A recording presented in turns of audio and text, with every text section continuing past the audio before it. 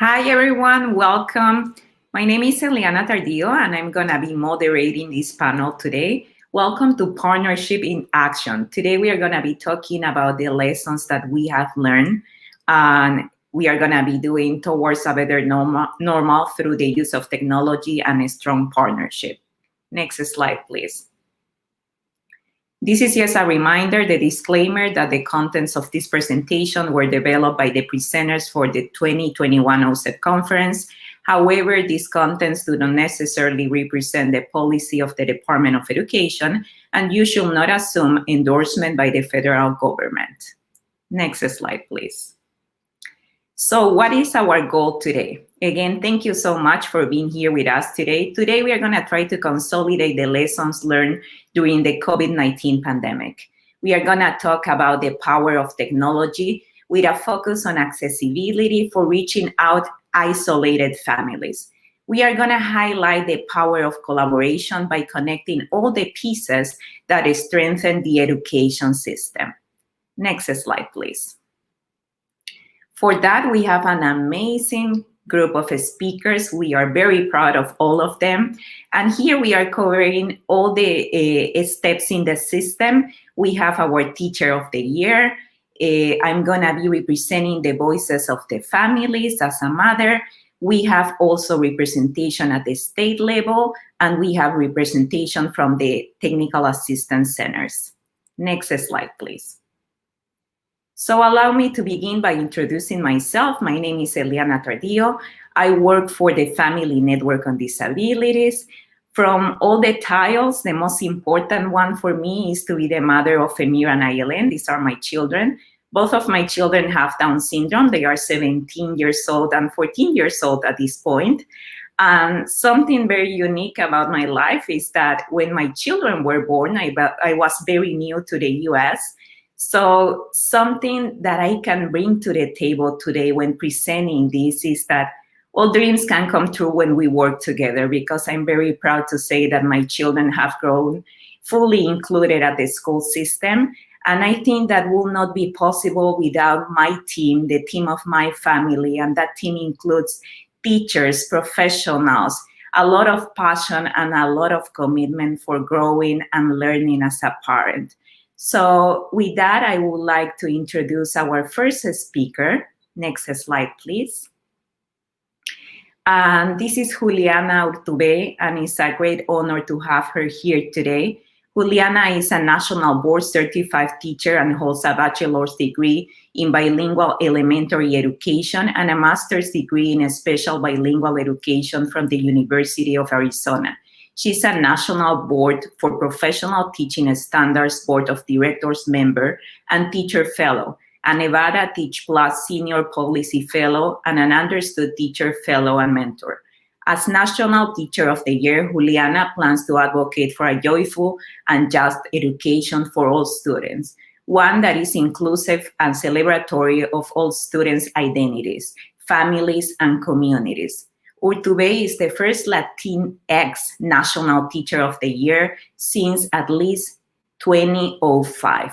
And with this, I want to welcome Juliana. Juliana said that as an immigrant myself, I'm so excited to see you here because I think having representation is extremely important, and diversity and inclusion happens when we have representation. Welcome, Juliana. Thank you so much for having me here. It's really wonderful to be here with you all.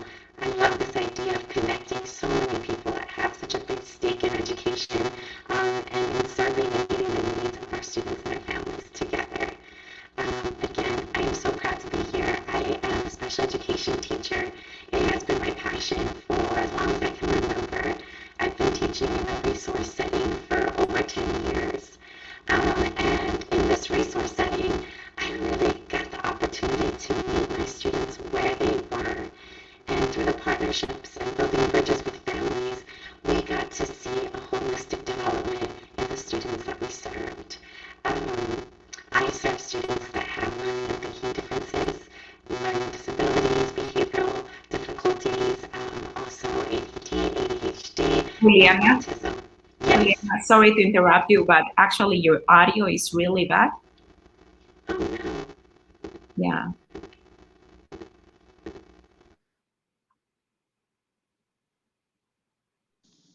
How does that sound? Okay, that is perfect. And Is I that think we are better? gonna, yes, we are gonna need to Okay, start again. Can we please go no back to problem. the slide?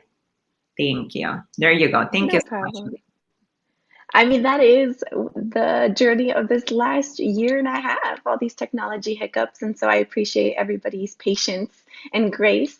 I was sharing that over the last 10 years, I've had the honor of being a resource teacher.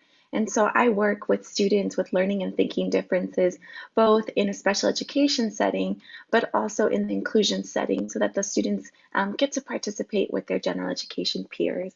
To me, building these bridges between who our students are, their possibilities, and their community is really, really important. This next year, I get the joy of traveling the country to meet and talk to teachers about their experiences, about their lessons learned. And one of the things that is becoming abundantly clear is our why for why we teach, why we are in education is even more necessary today than it was before. We have been through quite some journeys and challenges through this last year and a half. And during this last year and a half, we've realized just how important it is to have close knit communities in our schools. And so that's why this year I'm going to spend the year advocating for a joyous and just education for all. What I mean by a joyous and just education is that students experience joy in their learning. And if we think about joy as slightly different than just happiness, joy is having a role within your community. It's knowing your own strengths, it's knowing who you are, uplifting all of your identities, including your culture, your language, your communities, your families, but also individual strengths and interests. And it's seeing all of those things embedded and reflected within the learning. It's making sure that our students are learning in safety and peace and in community. And the just part of a joyous and just education is really acknowledging the barriers of access, the inequities, the unjust parts of education that are part of not just our educational systems, but other systems within our communities. And it's so in acknowledging those inequities, we are committing to designing ways that we can push through those inequities so that all of our students have a right and access to a joyful and just education. I particularly work with students who are first generation like me. And like me are my students, their families come from other countries and they have multiple languages spoken in their communities and homes. My job is to frame how I see my students so that they can see themselves the way I see them. One of the ways that I do this is I call my students linguistically gifted. I believe that anybody that speaks multiple languages or is learning a new language is linguistically gifted, and they have so much to offer our communities. I also spend a lot of time teaching my students about neuroscience and how the brain learns so that our students can appreciate their uniqueness and understand that their brain has its own path of learning, and it's about us working together to figure out what the best path is. In doing so, we break this idea of what is normative. We break this idea of what is standard. And instead, we build each other up by knowing that who each person is exactly who we need in our community. Part of the way we did this at my school, my previous school, Crestwood Elementary in downtown Las Vegas, was by building a garden. We built this garden with community power, with family voice, with student voice, and literally with 200 plus hands helping us construct this garden. Looking back, I never imagined what the garden could really symbolize and really how it impacted our community. I share this about the garden so that you can understand why, when we transitioned to virtual and remote learning, our families were able to have a direct bridge with me and other teachers. Next slide, please. So this family partnership was key, not only to building a garden, but to being able to support the students who were on my caseload during the first few months of the COVID pandemic. If we all remember, there was a lot of fear and a lot of anxiety And a lot of my students who are neurodivergent and neurodiverse felt this on a whole nother level. I quickly realized that my first job as a teacher was to activate those family partnerships, those bridges that we have spent years building to ensure that all the families that I served were okay. Some of the families had to move. Some of the families were experiencing economic hardship. And so it was my job to just know where they were, know what the needs were, and then connect those needs to the resources that luckily our school district and state were providing for families. When I look back, I'm so grateful to that collective trust that we had because that was what was able to really push us through. It made me realize that the most important thing that I could do for my students was help them have some consistency, help them have inter-peer relationships that continued even though it was on a virtual setting, so that our students could have a little bit of grounded peacefulness, mindfulness during a really chaotic and difficult time for everybody. You know, at the heart of a joyous and just education is not only family partnership, but intergenerational learning.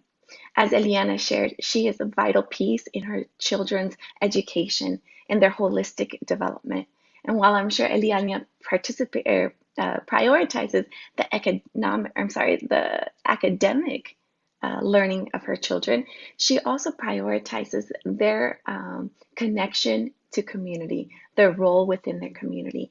And that is what our connection with families really does, is it allows us to connect our children holistically in school and outside of school. And so for me as a child growing up, I was so lucky. My parents got to be a part of my education. We were part of a bilingual magnet program where my dad would come in and sing and my mom would come in and teach Spanish classes. And even after we moved and that bilingual magnet program wasn't available to us, my parents still came into the classroom to share our strengths as a family.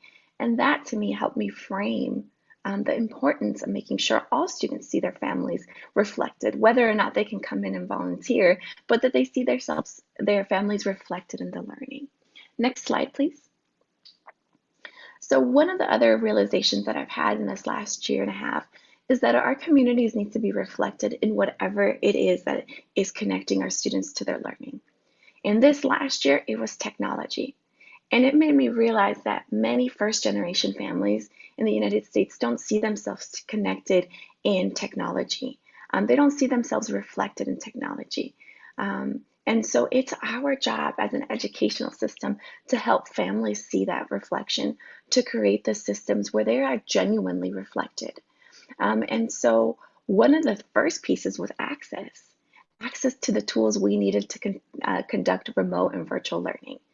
I'm so proud that our state partnered with Connecting Kids Nevada, which is a public and private collaboration that helped each child in the entire state by the fall of 2020, have a Chromebook and a Wi-Fi hotspot. This game changer made it possible for us to have consistency in our connection and learning. Before, our students were using whatever they could get their hands on to join classes. Sometimes our students would join in through their parents' cell phone, which meant that we had to wait till different hours to be able to connect with them. Sometimes this meant that our children were using a shared device. I know that one of the stories that helped uplift all of us happened when we were trying to get through our math lesson. And one of my students' siblings, who was still in diapers, came and grabbed their tablet and started running through the house. And you could see this little child with their hair and their little diaper running through the house as the whole family was running behind this toddler, trying to help grab the tablet and pass it back. You know, at that moment, we could have felt a lot of stress, but instead what we did was felt joy that we were just getting through this together, joy that we were connected even though things were really difficult. But most importantly, this symbolizes, you know, how we were just trying to piece it together to get through. Once the fall started, all of our students had the devices that they needed, and that really changed and made it a much more consistent learning environment. Toddlers were no longer running away with Chromebooks at this point, so it let us get through. But what I realized was that we were in a transition period for our families, our first generation families, to truly feel reflected in the technology. And so access was the first part. The second part was training. We as educators had a responsibility to help the families feel prepared, feel confident in accessing that computer, that Wi-Fi hotspot, the learning management systems. And so one of the things that we did, luckily our school, Booker Elementary, has glass doors. And so what we would do is we would invite the families to come. We would get on the phone. One family would be on one side of the mirror, and then a teacher would be on the other. And we would hold up the computer and say, hey, this is how this computer works. What questions do you have? Let's get on the learning management system together so you can see how the teacher will share resources, share lessons, share homework. Let's practice back and forth. And hey, here's my personal number.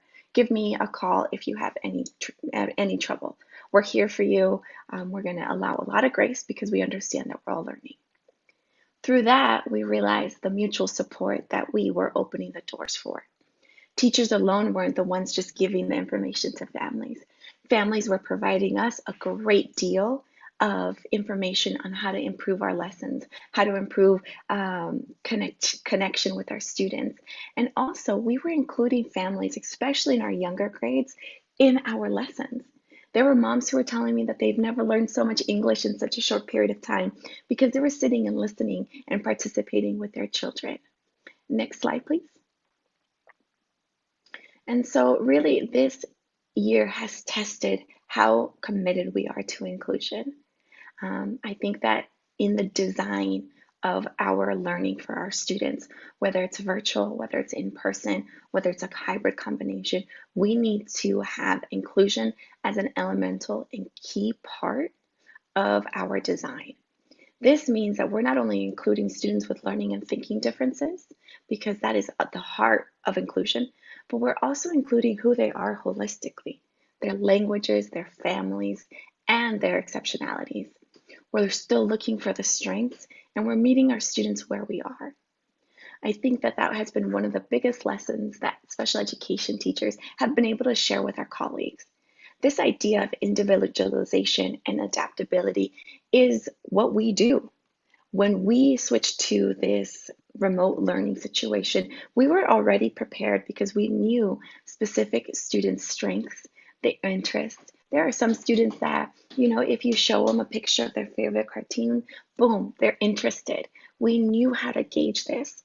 We knew that the trick to building long-lasting, lifelong bridges with families was really making sure that we reflected an appreciation and a value for who they were. At the same time, we have to remember this balance of joyous and just. Joy because our students are feeling themselves and alive and brilliant when they're learning, but just because we're being honest about the disparities that are facing. We know so many of our students, especially with special education needs, were not able to access all of their learning in the way they would have if they were in person. Nonetheless, when we are able across the country to meet our students safely in person, I know that teachers are going to meet students where they are.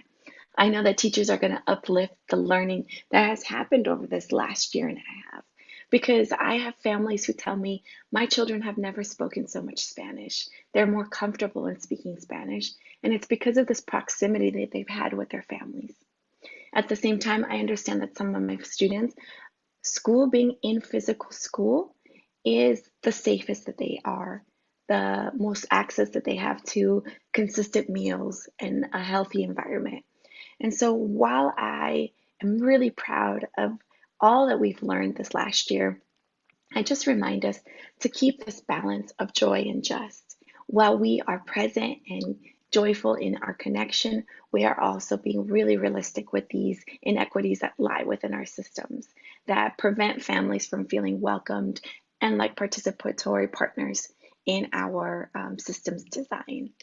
Next slide. And so really, when we are learning from this last year, let's remember to always center student voices by centering their strengths and their interests. Let's remember how important not just learning is to our community, but community wellness. So I encourage all teachers, all stakeholders to be aware of the communities they serve, know the historical context of our families, right? Know what this last year and a half has looked like. I know in the Latino community, COVID has hit us very hard, and that's the same for many communities of color. And so, how do we give the respaldo, which is like the backing to our community, to continue to have this strength to move forward?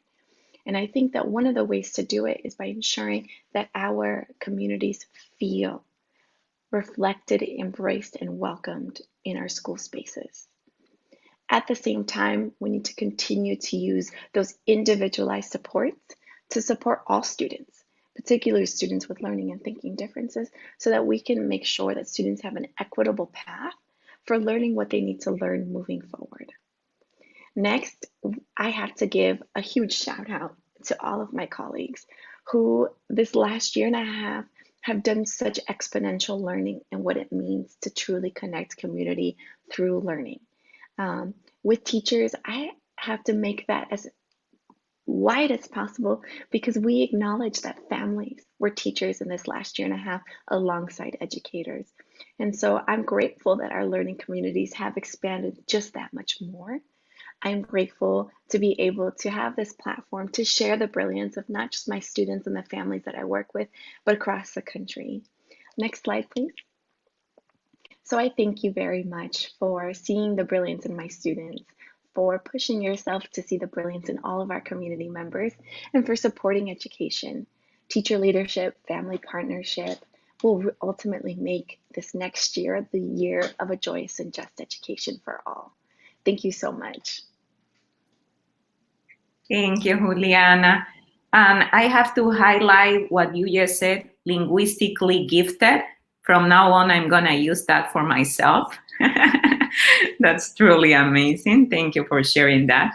And when you were talking, I was going back, from my own experience and thinking that when my children started school, I didn't speak English well.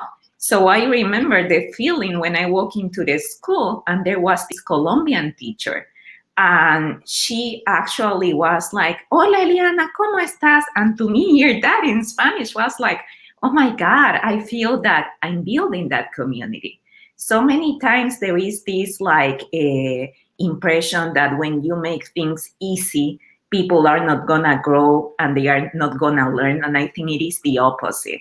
It is about building that community and fulfilling those emotional needs and making people feel joyful and feel welcome. So listening to you, I was like, that's amazing. And I'm very, very grateful to all the teachers because really, we work together. We have to keep working together because also from our Latino culture, I know that, that we come with this idea that the teacher knows everything and we know nothing. And here is about changing that mindset and understanding that we are working together. And we as parents, we are extremely important and teachers are there to help us grow. So thank you for that. I'm going to ask you one question because we know that you are touring the country right now. You are a celebrity. So from all your experience going around the US, is there something surprising that you have learned that has really impacted you and make you feel like, oh my God, that's creative? Yes, there's so many things. I just want to make a note that, I'm Colombiana too. And so I understand that warmth that seeing somebody who shares cultural values, who shares linguistic attributes as you do, helps families feel included. And I think that that's why it's so important for our teaching, for us to be reflective of the communities. And so I just, my same thing happened with my mom when we got to the United States. Her English, was still developing and it took some time. And I think she has the most beautiful accent. And I've seen her push people's thinking about what it means. And she's really the one who's taught me that that's what it means to be linguistically gifted. And so I admire your perseverance and your courage and your warmth because it's really that glue that holds us together. This year, so I started in May and with COVID, I'm just now starting to travel. But the thing that keeps coming up across the board when I talk to teachers is grounding ourselves in our why. Why do we teach? What are, beyond the academics, what are the reasons that we teach? And I think that this is so important because COVID, even though COVID's not over, we're still feeling the impacts. And there's still concerns, especially for our younger children right now. Looking at what this will look like post-COVID is this acuerdo, this like compact that we are going to ground ourselves in this collective why. We are here to create systems that include absolutely everybody, and that we are doing so based on people's strengths. Like you said, that's where we start and that's where we feel the best. And so while I don't call it learning loss, I call it meeting students where they are.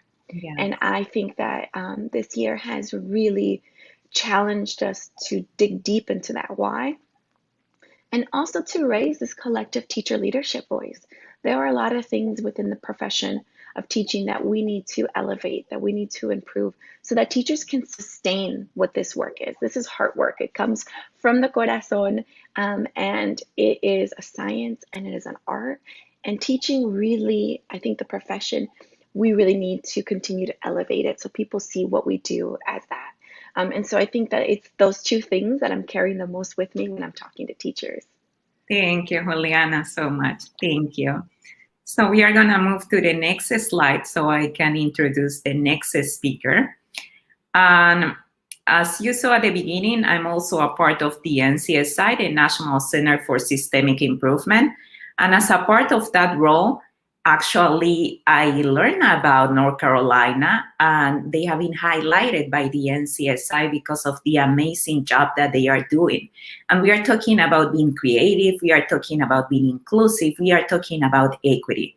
So Cherry Bernelson is a section chief in the Exceptional Children Division at the North Carolina Department of Public Instruction, and she oversees the low incidence areas of deaf, hard of hearing, vision impairment, and deaf blindness. Cherry has worked in special education for over 20 years and has been with the department since 2010. Welcome, Cherry. Thank you so much. It's good to be here today, and good to have all of you on at the start of this conference. It's good to be together in a sense, even though we can't be physically together, we can still be together in this virtual environment and learn from one another. So thank you so much for having us today. I just wanted to say that I'm so proud of our state and our districts and our teachers and all the staff in those districts. We were not perfect in this environment that we had to teach in over the last year, but everyone really worked hard to ensure that our students had educational equity. And I feel like personally that the pandemic has changed education.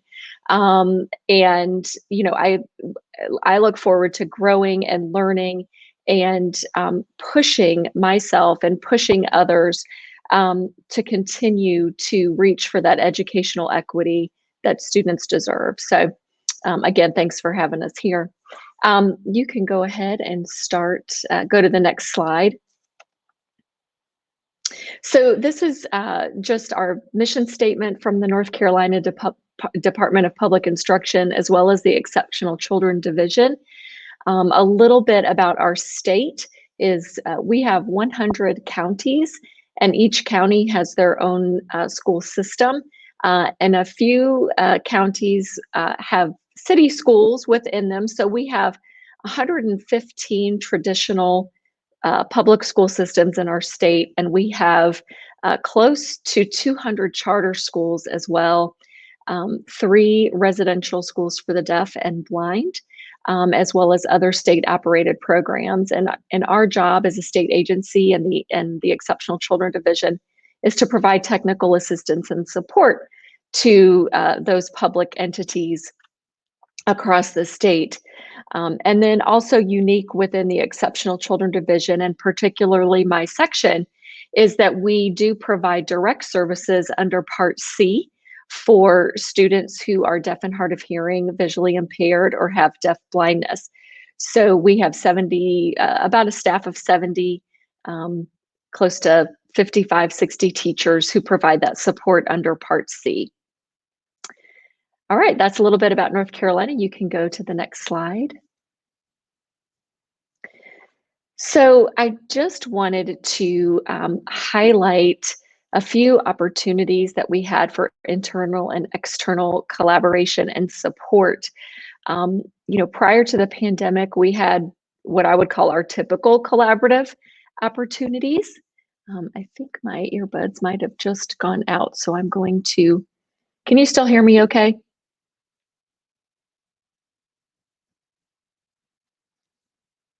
Okay, you can. Okay.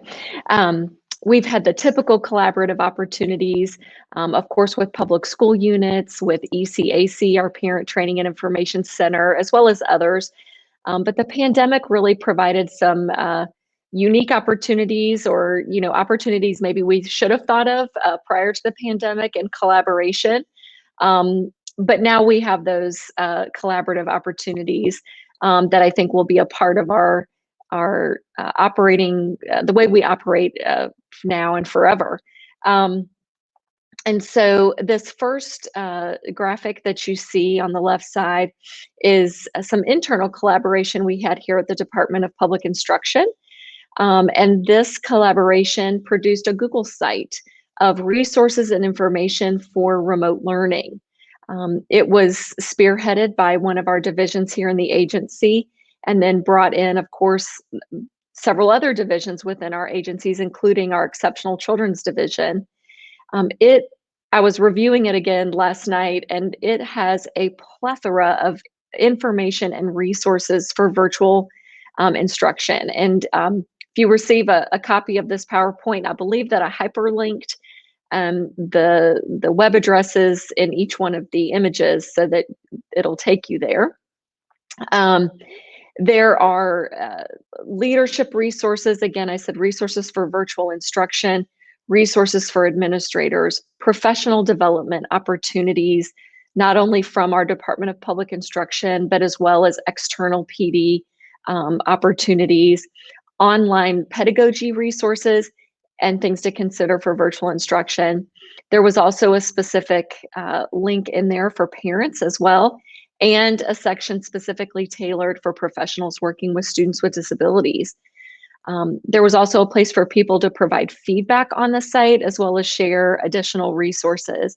So it truly was a collaborative effort, and it is an effort that is ongoing.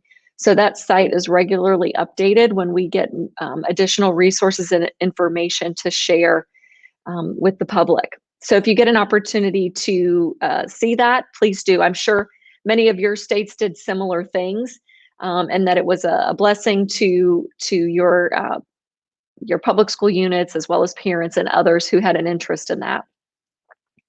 The second collaboration that I wanted to highlight is this partnership with our local PBS station, or our state PBS station, I should say. And in response to the pandemic and having to go virtual, PBS North Carolina collaborated with several partners, including our Department of Public Instruction, to offer at-home learning resources for students from our early learners through 12th grade. And these resources and the instruction was standard aligned programming, curriculum-based lessons that they broadcast over the TV. And there were also options for streaming online.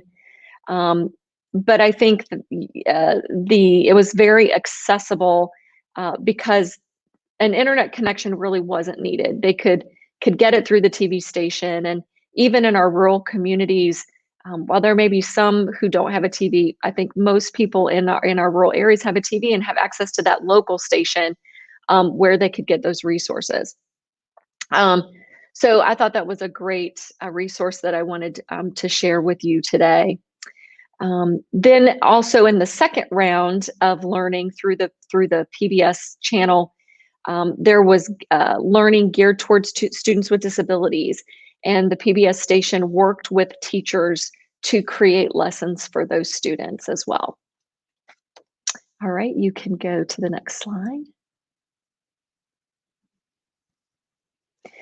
So this is just one resource I'll highlight. Again, this may be something that many of you did as well, but it was a need that we saw, and so we engaged in that. So we have an Exceptional Children Division parent liaison.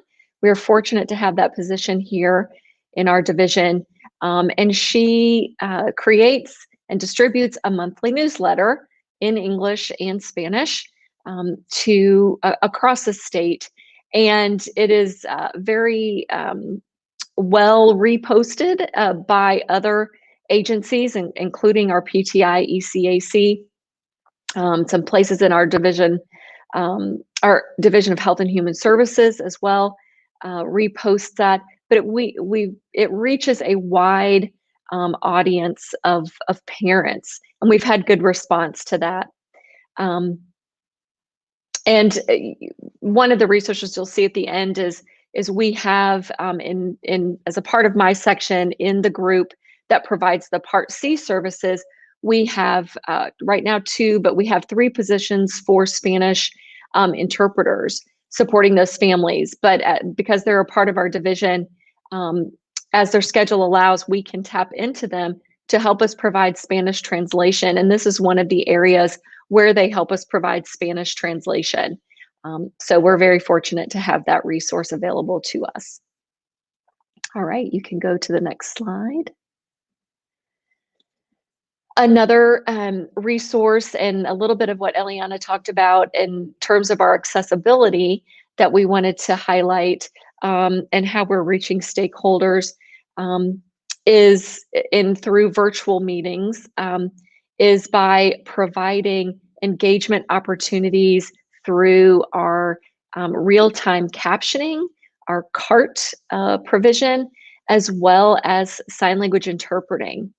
So the screenshot you see here is from our state systemic improvement plan external stakeholder meeting, where we have a sign language interpreter, or 2 sign language interpreters available, and then also our CART provision is in English and in Spanish. So there is a way that if we have any participants on the line who need to access the information in real time in Spanish, they can do so by just clicking a couple of icons, and the content will be in Spanish for them. So you know, the virtual space really provided an opportunity to go statewide immediately, and I'm sure all of you probably feel the same way. And the virtual space is here to stay.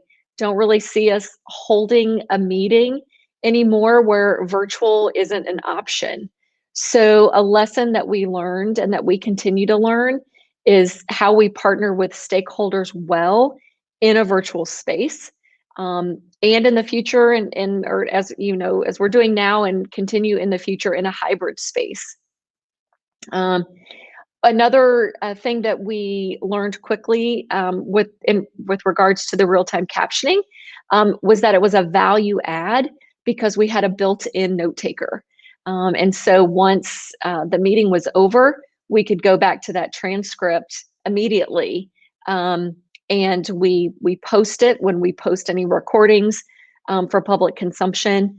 And so that saves a lot of time and energy, you know, so that other people can really be engaged in the meeting as well. So we just continue to learn what makes virtual and hybrid meetings successful, accessible, and effective. And you can go to my last slide. And this is just a little bit about the resources. So we do have a contract for CART and sign language interpreting services. We have processes, of course, as I'm sure you do, that we have to go through, you know, here in our agency to have a large contract such as this. But we use CART and sign language interpreting, of course, when requested as an ADA accommodation by a participant. Also for specific or certain formal meetings that we're going to post for public consumption. And then that CART provider does have the ability to provide caption in additional language. It is a little bit of an extra cost as a part of that, but it's well worth it. Spanish is not the only language. There's other multiple languages that we could use now. We're just trying it out in Spanish right now. We use the WebEx platform.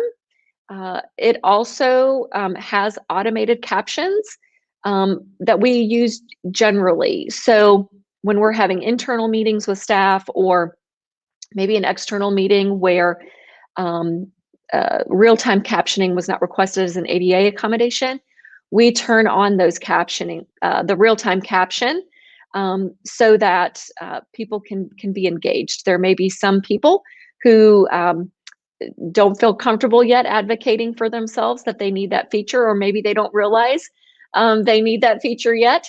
And so we just turn it on, and it is available for anybody who needs that accommodation. And then, as I mentioned earlier, we do have staff in our Exceptional Children Division who can assist with translation and support as needed, based on their schedule. Sometimes we have to contract with an outside company, but we try to utilize them as much as we can to help save on costs. So we're very fortunate to have that available to us. So I hope this information was helpful to you and maybe spark some ideas in you, and what you could do in your state for collaboration and support, and even accessibility for your stakeholders. Thanks. Thank you, Cherry. I love everything that you have been presenting, and I want to highlight something that you just said. Diversity is an investment. So when we have diversity in our teams, we can make things happen, and that is extremely important. So thank you for talking about that.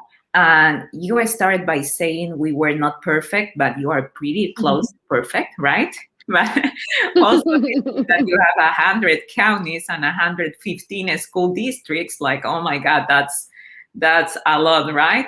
But I know that sometimes when people listen to people like you talk about everything that they have achieved, how much they have learned from such a difficult times, they feel like, but we have nothing, or we don't have everything that they have.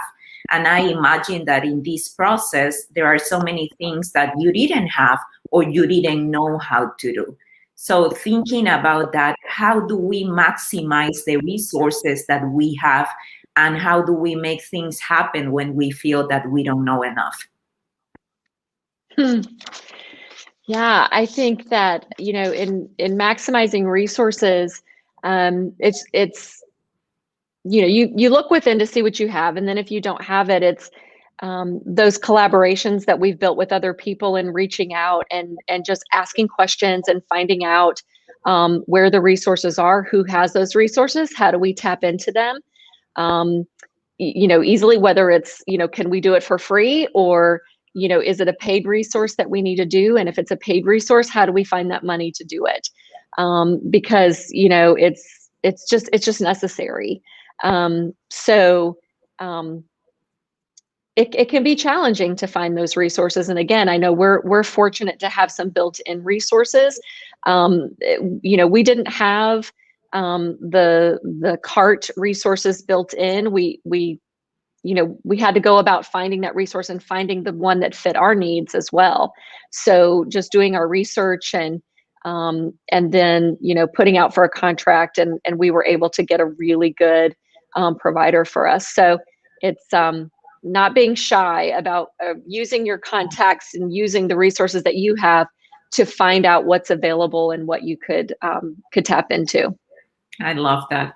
And again, I love that we don't need to be perfect, but we need to be confident, and we need to do our very best every single day. And it's all about that. Thank you so much, Cherry. With that, I'm going to introduce our next presenter.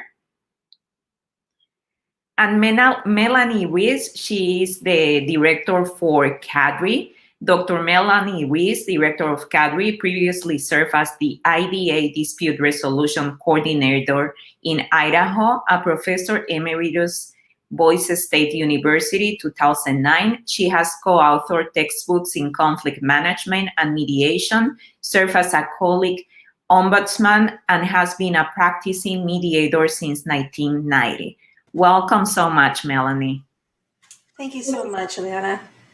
And good morning from Oregon, over here on the West Coast. Again, we are the National Center on Dispute Resolution in Special Education since 1998. And before I get started, I just want to echo Ileana's and Sherry's shout out to educators and families. My husband is a junior high teacher, science teacher, and I know from very close secondhand experience the innovation and the flexibility and love for students and learning that was needed this year. Families and educators worked really hard to make this year successful as possible amidst uncertainty and fear and just shifting sands. And I appreciate the theme of this panel with the idea of holding on to the gifts that have emerged over the last year and a half. So back to Cadre. Under our grant, we provide technical assistance and develop and disseminate products to three primary entities: state departments of education, specifically dispute resolution programs; Part C lead agencies, again, primarily dispute resolution staff; and federally funded parent centers. Our goal is to promote early dispute resolution processes as a means of resolving special education related conflict, and that includes focusing on IEP facilitation and the development of conflict engagement techniques that are productive. But we also provide information and technical assistance on more formal dispute resolution, such as state complaints and due process complaints and hearings. During the pandemic, our small team of 5 has been operating remotely with an anticipated return to the office in September. And while stressful to adjust to the new normal, we've gained a lot through the experience of working remotely and experiencing the world that we live in. Next slide, please. At the beginning of the pandemic, we were fortunate to be included in an initiative by OSEP to put out resources for parents and educators on how to function in an online environment. We had the opportunity to work closely with the fine organizations that are listed here to determine what needs there were, areas of most need, and design supports to meet those needs. We worked with Florida's Family Network on Disability and Wisconsin's Family Assistance Center for Education Training and Support, as well as partnered with the National Center for Systemic Improvement, the Progress Center, and the Center for Parent Information and Resources. And together we created a group of resources that we're very proud of and we hope are helpful to the field. Next slide, please. The virtual IEP meeting tip sheets is one of the resources that we created. And this resource was developed in response to requests that came forward from state and local education agencies and parents about how to hold and participate in virtual IEP meetings. Very quickly, the world shifted and meetings went from being in person to being online, and there was just very little out there in terms of how do we do this. And so while we intended to meet a need during the current COVID pandemic, we hope that the content that we've created will continue to be useful in years to come, as many are finding the value in being ready to have virtual meetings. The tip sheet that was created addressed several different tips. We have technology tips, tips for successfully hosting IEP meetings, how to be a good host, and tips for how to participate effectively in IEP meetings. We also created infographics in English and Spanish that provide tips for participation and hosting. And we are hopeful again that these are valuable to the field at large. Next slide, please. In an effort to house these resources and collect resources, we created a virtual meetings, strategies, tips, and resources landing page. And this landing page, available through the Cadre website, is an effort to be responsive to the dispute resolution field's needs as they came to us from folks expressing concerns about how to participate and function within the new virtual reality we found ourselves in. And so Cadre, early on in March and April of 2020, embarked on a series of webinars to help practitioners operate in an online environment. We hosted webinars that are archived on the site and this landing page, access for this landing page, that speak to how to conduct an IEP facilitation for facilitators, or how mediators can operate within a virtual platform, and how hearing officers can conduct due process hearings online. Additionally, available on this landing page are curated resources from our many partners in the field that address best practices in operating in an online environment, including, as Sherry mentioned, how to engage stakeholders and generate meaningful participation in virtual meetings. And again, these lessons are something that we can hold on to as we move forward into what will become the new normal. Next slide, please. One of the major areas that Cadre has been focused on in the past few years has been on linguistic and cultural equity. And in 2018, we set out to refocus our cultural and linguistic competency lens as it relates to the technical assistance that we provide. We started and continue the humbling experience of assessing our own competency. And we undertook training, and we did a lot of self-reflection and work with others, and began the journey of implementing a cultural and linguistic component to all aspects of our technical assistance, including our website, our products, our trainings, and in particular, our system improvement efforts. How do we help other systems improve their delivery of dispute resolution processes? This has been an ongoing and very purposeful effort on Cadre's part. We started this endeavor because we believe that dispute resolution systems must be culturally and linguistically competent in order to meet the interests of diverse populations residing in the United States and the territories and tribal nations. And toward that end, over these last 3 years, we've developed a tool that can assist state education agencies, in particular dispute resolution programs within those agencies, to self-assess their cultural and linguistic competency with respect to the populations that they serve. The self-assessment is designed to be used in conjunction with companion resources that we created, including a glossary of terms and coaching questions to help teams work together to understand where they're at and where they can build upon their successes, their strengths, and where they might want to focus improvement efforts. The self-assessment tool is organized according to 5 function areas Cadre identified for improving dispute resolution systems.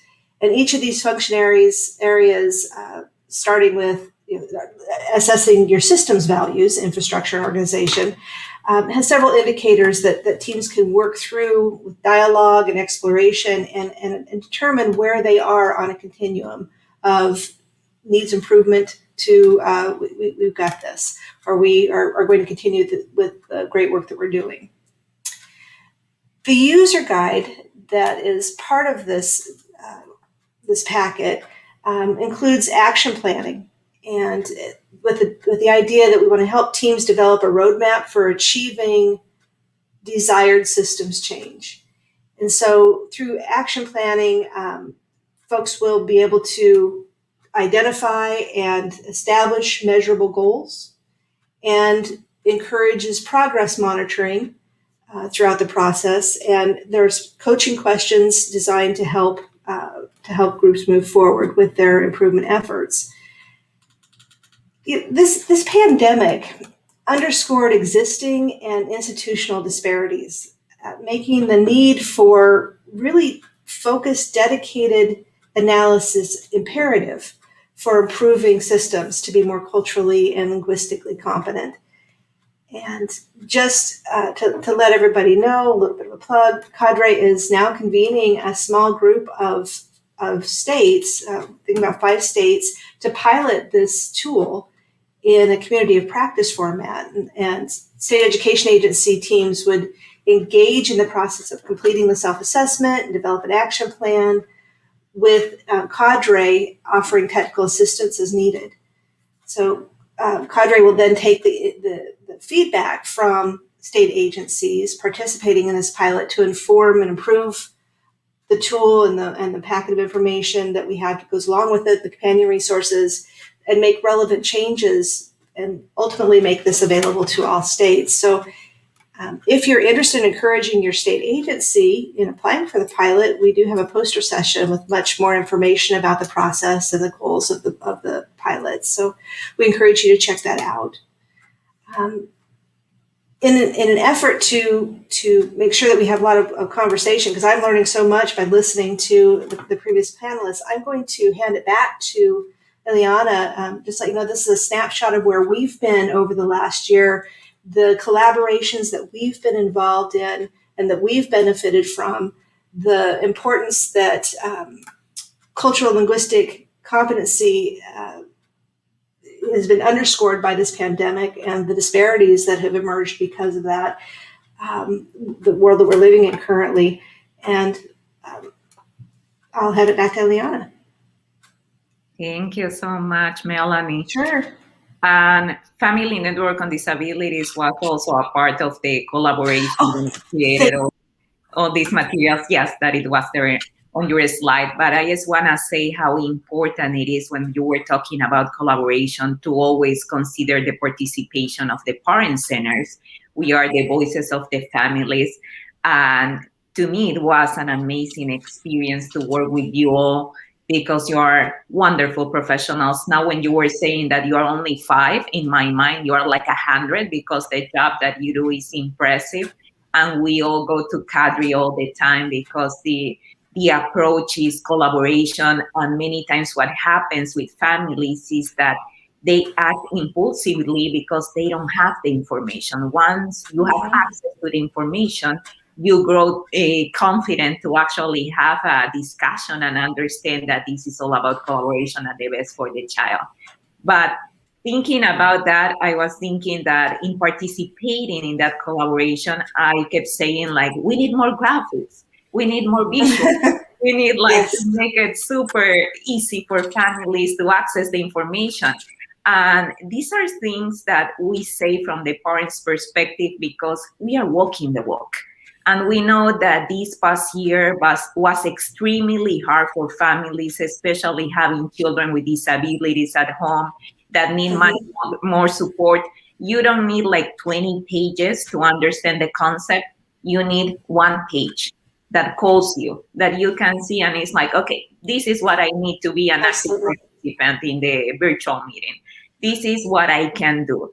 So I really, wanted to highlight that piece because it's important and it's a great lesson. But something that I wanted to ask you is, like, from all the lessons that you have learned, which will be the most important one that you would like to share with everyone in here? There are lots of lessons. I think empathy.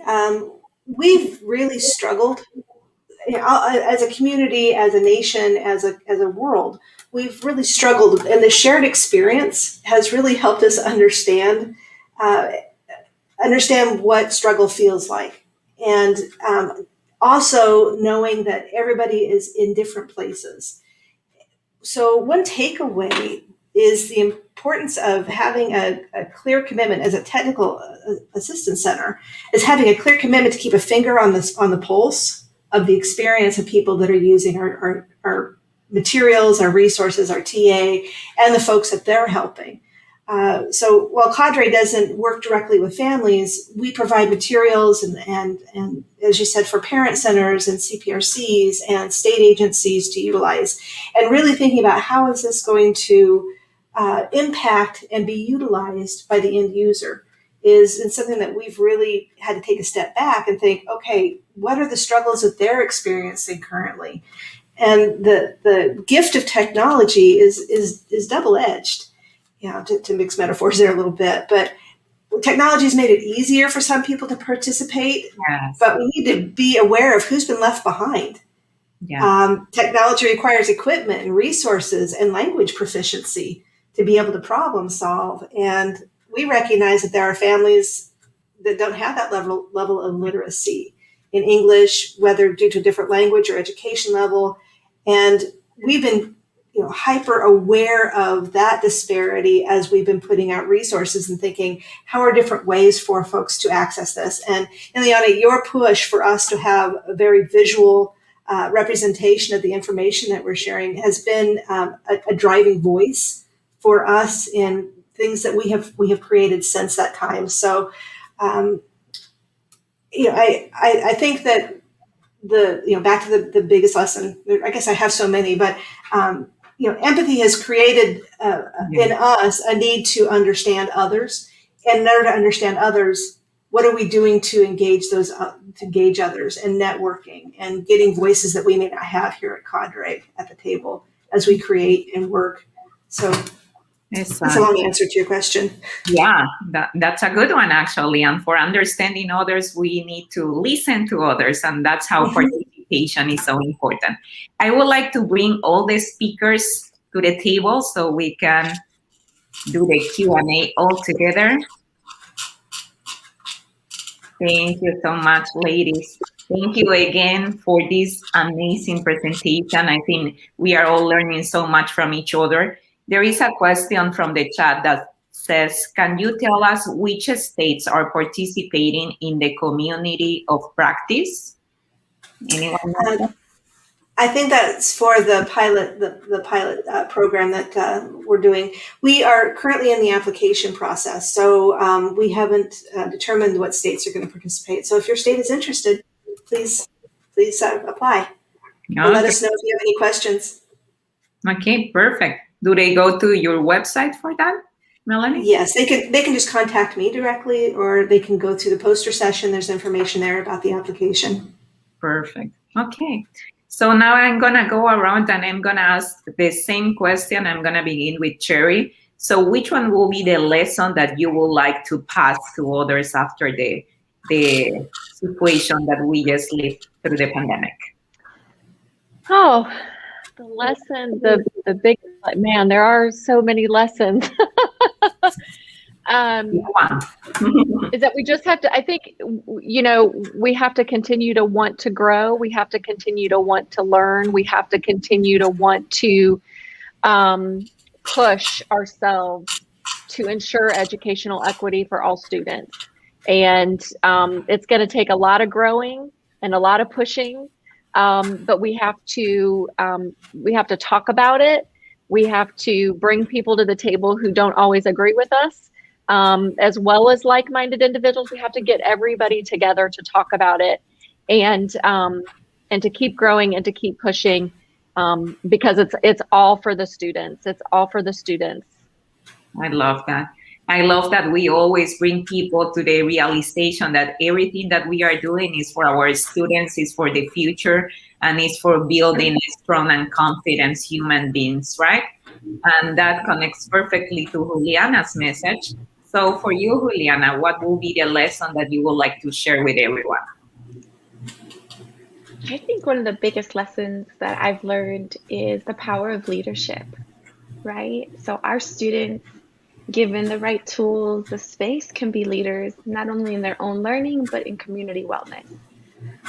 Families can be leaders. They can be the biggest voice in telling us what's working, what's not working. One of the things that I realized running the garden program is that it was one of the few opportunities that I got to ask families, what do you want?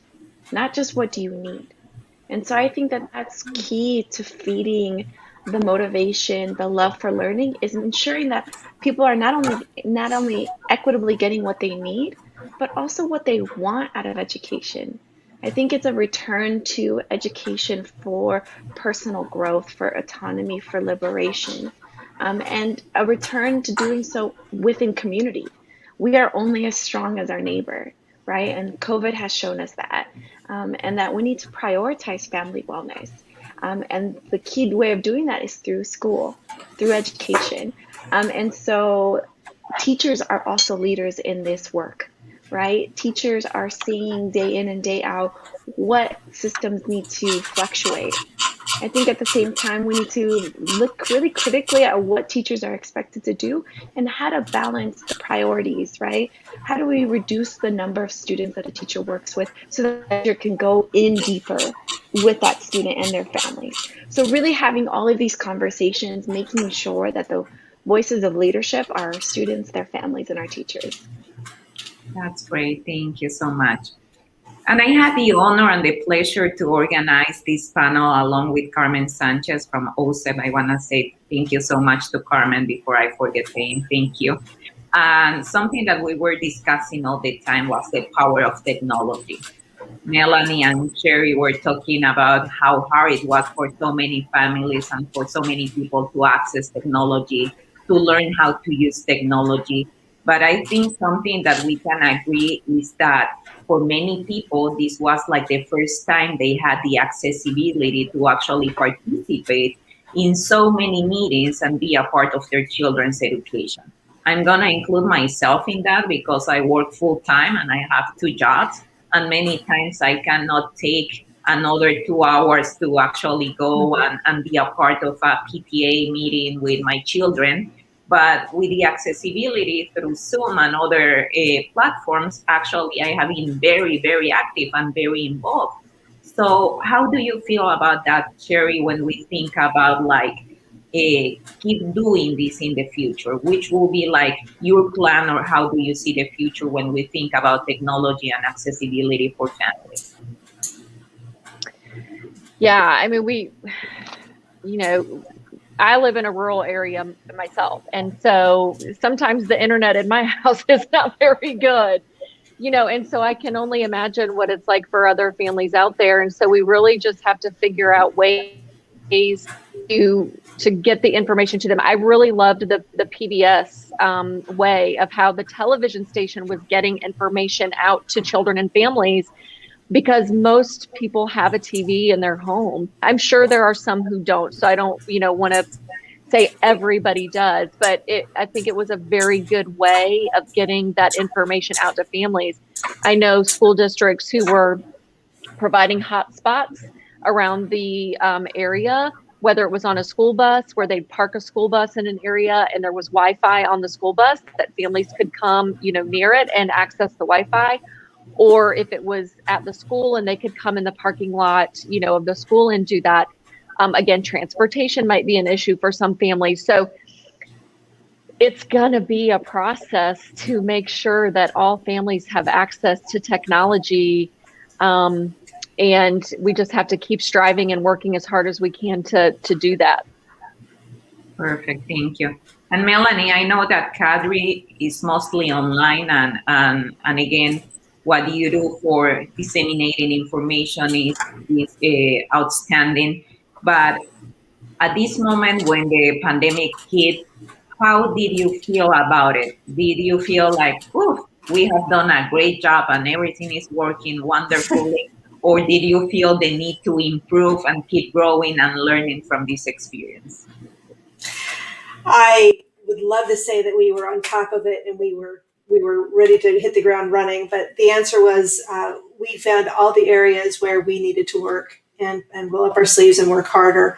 I'm proud of Cadre in terms of making sure that we have materials that are available, but we need to also be constantly asking ourselves questions about, are the resources available in an equitable way? Are people able to access what we have to offer? What challenges and barriers do we need to overcome? And this is a constant question, not one where we can rest on any kind of laurels that we have, but a constant question of, are we doing the best that we can at the moment with the resources that we have? And the answer is usually no. What else can we do? And how can we be creative and innovative? I love the idea of bringing technology to parking lots. That's creative, that's innovative. At the same time, there are people who are going to be marginalized still. which requires us to be creative and innovative even more. And so I guess just recognizing that the journey's never done. Yeah. That this is a constant effort, constant questioning of our ability and our efforts. Yes, for sure. And Juliana, something that I have worked a lot with the parent center that I work with Family Network on Disabilities, is on helping families use their cell phones, because sometimes they feel like, I don't have internet, I don't have a computer, I cannot do it, but they do have a cell phone and they are very good at logging into Facebook and now TikTok and all that. So how do you see the future from that perspective? Helping families realize that they do have a wonderful tool actually here, and they can use it for helping their children with education. How do you see that happening? Absolutely. So I thought that that was one of the things that I hope that we get to continue in this post-COVID restriction educational world, is where families can join IEPs digitally. You know, so many of our families that I work with have to take off a full day of work, and usually that's a full day of work without pay for an IEP, and they will do it. They'll do it because they care about their children and they care about working with the teachers to put forth a great plan. But if they don't have to, if they can just ask for a 30, 45-minute break and do it from work. Why not? Why not give families the flexibility and the grace that we have done so, and let's continue to do that. And one of the great ways is cell phones. You know, I'm so grateful to families having cell phones, because from of 2020, May of 2020, I don't know what I would have taught if families didn't have cell phones. And so what it did was it really encouraged teachers to think about differently how to deliver lessons. Instead of it being a 45 minutes, we condense it into 15 minutes, where it's still rigorous, still connected, where we're still giving each child what they need, limit the time. And so one of the ways to do it is by giving students, you know, fun to do at home off the cell phone. And so I think it's also important to have balance. We don't want our students in screens all the time. I think that when we get back across the country, we triple, quadruple the recess time that all students, right? Let's give them time to play, interact face-to-face, problem solve, all that good stuff. So I think it's with good balance. Let's use these tools to connect our communities, but let's also make sure that we're looking for as many ways to do it in ways that feed our community, right? Community gardening is one of them, community block parties, all these good things that I just can't wait to get back to, that go a long way in really feeding the soul. I think going back, we have to make sure we are feeding everybody's soul, children, their parents, all the stakeholders that are here today. We need to make sure that everybody's heart and mind and soul is ready to go, because we've endured quite a bit and we're still going through it. You know, so I think that whatever way technology can help us do that, that's great. And then let's just make sure that we're doing a good balance. And I love that, because I think we have to think about technology as amplification. Is not trying to replace anything, because in the attempt to connect, we cannot get disconnected. So it is about giving opportunities for these families that, as you said, may benefit from actually joining through their cell phones. It's about having choices. It's about thinking about accessibility at all times. And it is about living full lives that they are gonna feed our children hearts and souls, as you just said, Juliana. We have another question, and it says, what other languages will the parent resources be translated into? I can speak for Cadre and the dispute resolution resources that we have for families. We'd have, in addition to Spanish, our most popular resources, the parent family guides for dispute resolution that explain facilitation, mediation, written state complaints, and due process hearings, have been translated into 13 different languages, and those are available on our website, as well as our Steps for Success, or Steps to Success resource. One of our more popular ways in which communicating with your child's school has been translated, and I don't remember how many languages, but over 10 that we have that available as well. So. But I would like to underscore what Ileana said, the importance of not just having it translated into different languages, but also ensuring that folks who may not have a level of literacy to access that material have other ways to engage materials. And so video resources are as important as written print resources. Exactly. We all need to get ready to TikTok at one point, I guess, right? So it's easy to digest the information and be on top of everything. So this is going to be the last question, and I'm going to go around and ask you all. Juliana, what was something that you used to believe it was impossible, but you were able to do during the pandemic out of necessity? I don't know if I thought this was impossible, but I didn't do it just because of the sheer numbers. I'd never, before the pandemic, taught so many grade levels together. But because we had to be so flexible with people's schedules, sometimes, and I'm so fortunate that I had a co-teacher she's just amazing. We would have kindergartners learning with fifth graders, because that was the time they were able to log in. And so we did it. And it taught me so much about how much students can teach each other, right? I already knew that, but like across the grade levels, it was really reaffirming to see how much love my students had for learning, that they were willing to share that with their peers. And so I hope moving forward that that's something that we get to continue to do, of course, in an age relevant and appropriate way, but really having students see the value in the strengths that other kids have, no matter what their age and their abilities. That's awesome. That's real inclusion. What about you, Sherry? I think that when the pandemic first hit and everybody, at least in my state, educationally had to pivot to virtual learning. I thought, no way can we do this every single day for a year and have meetings virtually every single day for a year. And we did it. And I think that, there were parts of it that may not have been quite as effective as they could have been, but other, parts and pieces were highly effective. And so while it's not my favorite to do everything virtual, or it might not be the most beneficial for some students to be virtual every single day, it was doable.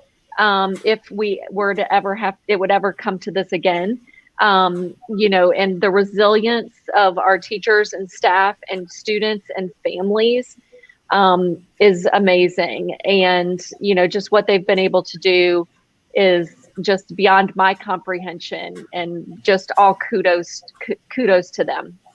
That's awesome. And resilience is such a powerful word. And I think we all have to be so proud of that, because we all have been there, like being resilient to all the changes and innovative and creative.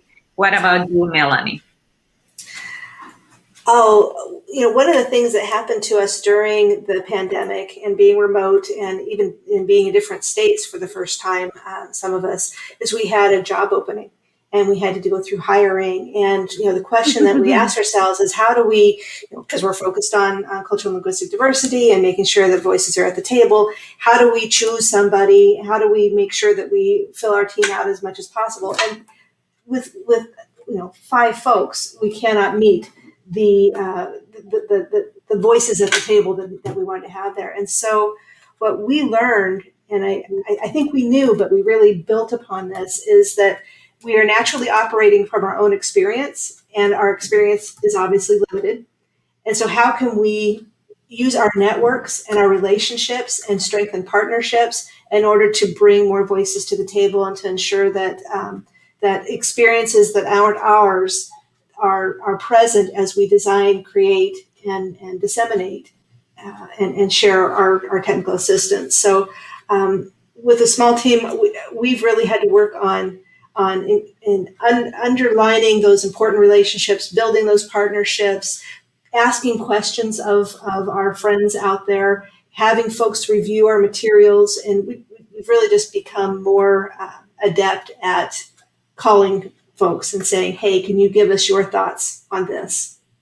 We need more information. We don't have it all. Does this work for your community? And it's been very rich.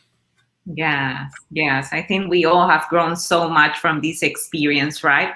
So I want to say thank you so much for being here today. Do you have something else that you would like to say before we end this session? No? So I'm going to end by saying, like, I have been very, very honored and very pleased to be a part of this panel. I can see the passion when I look at Juliana's. I can see the knowledge when I look at Melanie and I work with her.